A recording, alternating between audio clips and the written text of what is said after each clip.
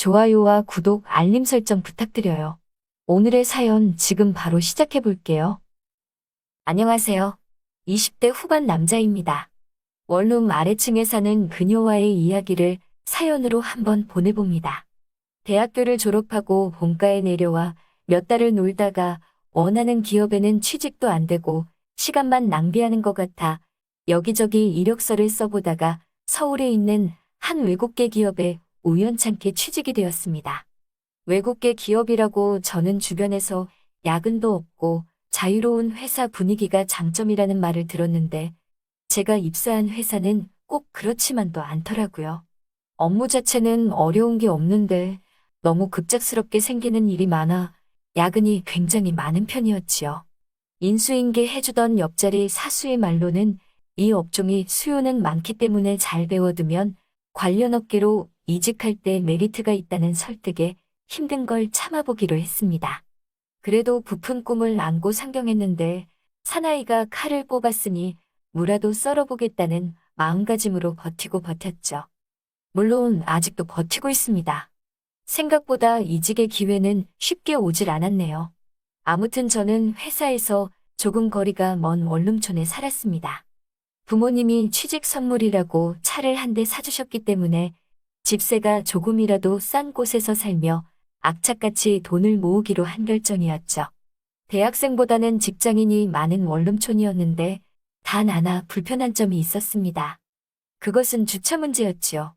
원룸촌이라 주차 공간이 되게 협소한데 건물 옆으로 차를 2대 정도 나란히 댈 수 있는 공간이 있었습니다. 집주인 아저씨와 쇼부를 쳐서 한 달에 5만 원을 더 내고 그 2자리 제가 다 쓰기로 합의를 봤습니다.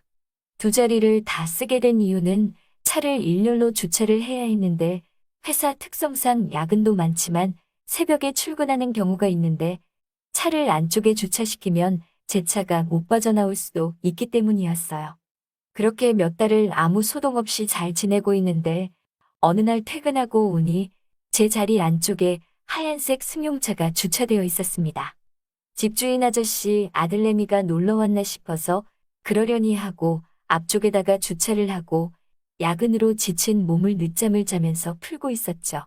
한참 꿀맛 같은 늦잠을 즐기고 있는데 모르는 번호로 전화가 한 통 오더라고요. 전화를 받았더니 여자 목소리가 들려왔습니다.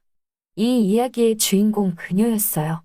차를 빼야 되는데 제 차가 막고 있어서 못 나간다고 하더라고요. 잠을 방해받은 데다가 제 전용 주차장에 차를 대놓고선 차를 빼달라는 그녀의 요구에 굉장히 기분이 안 좋더라고요. 내 자리에 대놓고 무슨 소리냐고 한마디 하려고 내려갔는데 제 차 앞에 서서 어쩔 줄 몰라 하는 그녀를 보니 화난 게 마법같이 싹 사라지더라고요. 올린 머리에 정장이 엄청 잘 어울리는 아름다운 분이었습니다. 그녀를 보자마자 차를 이렇게 돼서 죄송하다고 제가 먼저 사과하고는 차를 빼줬어요. 그렇게 그녀가 떠난 자리를 멍하니 바라보다가 그래도 이 주차장은 내 자리인데 어떻게 된 일이냐고 집주인 아저씨한테 전화해서 따져 물었습니다. 집주인 아저씨가 난감한 듯이 대답을 하면서 한 번만 사정을 봐달라고 하더라고요. 주차장이 없으면 이사를 안 오겠다는 그녀의 요구에 급한 대로 제 자리를 내어준 거라고 설명하는데 어이가 없어서 계속 따졌더니 아저씨가 쿨하게 그동안 주차비 명목으로 들였던 돈을 일부 저에게 돌려주시고 주차 비용은 앞으로 반만 받겠다고 하는 말에 그러기로 했습니다. 그녀와 집주인 아저씨도 어느 정도 이야기가 끝난 것 같더라고요. 아무튼 그 자리는 제가 먼저 사용하던 자리였기에 그녀도 아저씨 말에 수긍하고 그렇게 같이 공유하게 되었습니다. 문제는 제가 외국에 있는 본사로 3주간 출장을 발령받게 된 그날로 시작됩니다. 그녀의 차가 며칠째 안쪽에 주차되어 있는 상태에서 제 차가 그녀 차 앞에 주차가 되어 있는데 이대로 제가 가버리면 그녀는 차를 쓸 수가 없잖아요. 그래서 차 앞유리에 적혀있는 전화번호로 전화를 걸었는데 그녀 역시 출장 중이었더라고요. 당장 저는 내일 모레 출장을 가게 되었는데 그녀는 5일 뒤에야 돌아온다고 난색을 표하더라고요. 그래서 그럼 3주 동안은 차를 못 쓰시겠다고 어쩔 수 없겠다고 하니 그녀가 거의 울 듯한 목소리로 제발 그러지 말아달라고 하는 거였어요. 그렇다고 제가 비싼 주차비를 내고 제 차를 다른 곳에다가 옮겨놓을 이유도 없잖아요. 차선책으로 집주인 아저씨한테라도 키를 맡겨서 그녀가 돌아오면 차를 빼달라고 부탁드리려고 전화를 해봤는데 아저씨도 다음 주까지는 못 들어온다고 하시는 거예요. 이러지도 저러지도 못하는 상황에서 결국 저는 그녀에게 제 방 비밀번호를 알려줬습니다. 문 앞에 제 차 키를 두고 갈 테니 돌아오시면 차를 직접 옮겨달라고 말해줬지요. 그녀가 그래도 되나요? 라고 하며 엄청 고마워하는 게 느껴지더라고요. 뭐 어쩔 수 있나요? 라고 대답하고 저는 그렇게 출장길에 올랐습니다. 출장 가 있는 동안에도 조금 불안하기는 했는데 아무것도 없는 제 방에서 뭘 훔쳐갈 거나 있겠냐고 불안한 마음을 억지로 눌렀죠. 그렇게 길고 긴 출장이 끝나고 집에 돌아왔습니다. 돌아왔더니 역시 제 차가 안쪽으로 들어가 있고 그녀의 차가 바깥쪽으로 옮겨져 있더라고요. 잘 옮겼나 보다 하고 집에 들어와서 냉장고를 열어봤는데 비타민 드링크가 한가득 들어있더라고요. 나름 저에 대한 보답이라고 생각하고 한 병 마셨습니다. 여자가 냉장고에 무언가를 넣어준다는 게 이렇게 가슴이 따뜻해지는 상황이라는 걸 처음 알았네요. 아무튼 그렇게 지내다가 예단에서 만나면 인사랑 잡담 정도는 나누는 사이로 발전하게 되었습니다. 회사에서 또 갑작스러운 업무가 생겨 새벽녘에 회사에 나가봐야 하는 일이 생겨서 밖으로 나갔더니 맙소사. 이번엔 그녀 차가 바깥쪽에서 제 차를 막고 있는 거 아니겠어요. 그 당시 시각이 새벽 4시 30분. 잠을 깨울까 말까 고민하다가 그렇다고 택시 타고 회사에 갈 순 없으니 영치불구하고 전화를 걸었습니다. 처음에는 소리샘으로 연결되다가 계속해서 거의 잠이 덜 깬 목소리로 전화를 받더라고요. 사정이 이러이러하니 차를 빼달라고 곧바로 말을 했는데 자기가 지금 화장도 못하고 엉망이라고 난감해하면서 안 된다는 듯이 이야기하더라고요. 아니 이 사람이 지금 내가 차를 써야 한다는데 답답한 소리를 하고 있다고 말을 하려다가 그래도 여자가 그렇게 부끄러워하니 정중하게 안 보고 있을 테니까 잠깐 차만 빼놔달라고 부탁했죠. 그녀가 생각을 하는 듯 아무 말도 않고 있다가 저보고 자기 방 앞까지만 와달라고 하더라고요. 급해 죽겠는데 이 사람이 장난하나 싶어서 후다닥 뛰어 올라갔습니다. 문이 살짝 열리더니 문틈으로 가늘고 긴 새하얀 손이 쑥 나오더라고요. 그녀의 손에 들려있는 건 그녀의 차 키였고요. 저보고 차를 빼놔달라고 부탁하더라고요. 자기가 화장을 안 하고는 절대 밖에 못 나가겠다고 헛소리를 하고 있길래 차 키를 낚아채듯 빼서 차를 원룸 앞 현관까지 빼놓고 다시 그녀 집 앞으로 올라갔습니다. 차 여기 현관 앞에 대놨다고 말을 하고 키를 돌려주니 저보고 차를 대달라고까지 부탁을 하더라고요. 참 뻔뻔함도 가지가지 한다고 생각하고 알겠다고 하고 차까지 대주고 출근했습니다. 새벽에라 차가 없어서 늦지는 않았지만 마음 급해 죽겠는데 늦장 부리는 바람에 짜증이 나 있는데 그녀에게 문자가 왔어요. 새벽에 죄송하고 또 감사하다고. 퇴근하면 같이 식사나 하겠냐고요. 아침나절에 쌓인 분노가 씻은 듯이 사라지더라고요. 그렇게 룰루랄라 퇴근하고 그녀의 회사 근처에서 밥을 먹었습니다.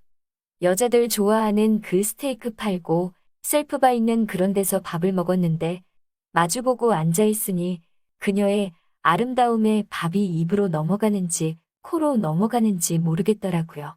아무튼 그때 이런저런 이야기를 나누고 그녀도 지방에서 올라왔는데 저랑 같은 이유로 원룸 생활을 하고 있다는 말을 듣고 동지를 만난 것 같아 의기투합했습니다. 그날 이후로 우리는 인사 정도만 주고받던 사이에서 가끔씩 연락을 주고받는 사이가 되었죠. 주차장 때문에 알게 된 인연이지만 정말 예쁜 그녀였기에 가끔 그녀와 저녁을 함께 먹는 건 외롭던 저에게는 참 즐거운 일이었습니다. 물론 식사 말고는 그녀는 저에게 아무런 틈도 보여주질 않았죠.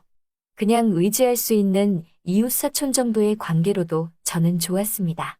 그러다가 일이 엄청나게 밀려 퇴근 시간이 한참 지났는데도 계속 일을 하고 있던 어느 날이었습니다. 사무실에 혼자 남은 일을 하고 있는데 그녀한테서 전화가 오더라고요.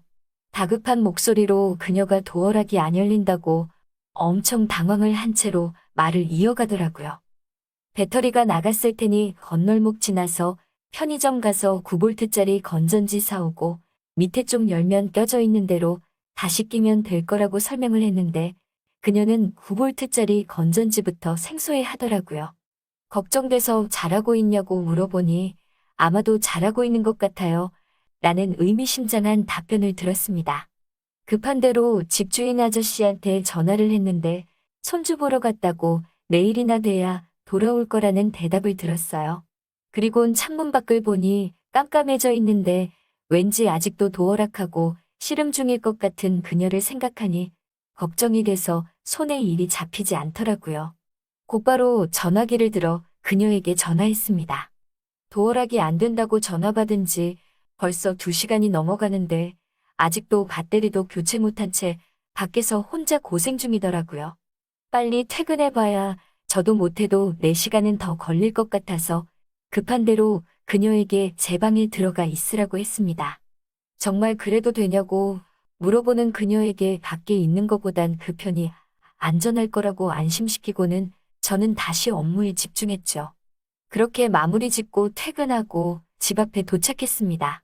제 집에 들어가는데도 왠지 모르게 초인종 먼저 눌러야 할 것 같아서 초인종을 눌렀죠. 아무도 나오지 않더라고요. 그래서 번호를 누르고 방으로 들어갔는데 그녀가 제 침대에서 잠을 자고 있더라고요.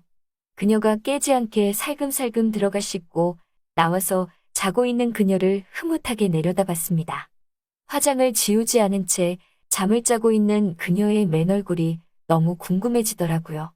얼마나 달라지기에 화장도 안 지우고 외간 남자 침대 위에서 세상 모르고 자고 있는 그녀를 보고 있으니까요. 그렇게 숨죽여 그녀의 자는 모습을 보고 있으니 왠지 모르게 심장이 콩닥콩닥해지고 가까이서 그녀를 보고 싶다는 마음이 생겨 그녀의 얼굴로 가까이 향했습니다. 살며시 느껴지는 샴푸 향기가 제 마음을 설레게 했지요. 그렇게 그녀를 뚫어져라 쳐다보고 있는데 그녀의 입꼬리가 실룩실룩 움직이기 시작하더니 이내 터져나오는 웃음을 참지 못하고 소리내서 웃더라고요. 당황한 저는 뒤로 넘어지면서 엉덩방아를 찧었습니다.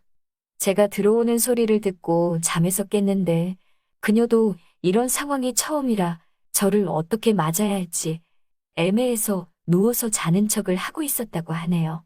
그런데 점점 가까워지는 저를 보니 터져나오는 웃음을 참을 수가 없었다고 말해주는데 이내 곧 서로 가까워진 얼굴 사이에서 눈이 마주치게 되었고 그녀는 눈을 감고 아무 말 하지 않고 있더라고요. 곧바로 저는 그녀에게 입을 맞추었고 그렇게 황홀한 시간을 보냈습니다. 다음 날 아침이 돼서야 그녀는 그녀의 방으로 돌아갔습니다. 방금 있었던 일을 멍하니 생각하다가 그냥 그녀의 향기가 남아있는 침대 위에서 늦은 잠을 청했습니다. 그렇게 우리는 이웃보다는 좀 더 깊은 관계가 되었고 때로는 내 방에서 때로는 그녀의 방에서 시간을 보내고 또 가끔은 저희 차에서 혹은 그녀의 차를 타고 같이 여기저기 다녔습니다. 주차장이 맺어준 인연인 그녀와 저는 곧 결혼을 할 예정입니다. 하지만 한 가지 아직도 그녀는 저에게 그녀의 화장 지운 얼굴을 보여준 적이 없습니다. 언젠가 그녀의 맨얼굴을 보게 된다면 제가 후기 남겨드릴게요. 지루한 이야기 끝까지 들어주셔서 감사합니다. 오늘의 사연은 여기까지네요. 긴 사연 끝까지 들어주셔서 감사합니다.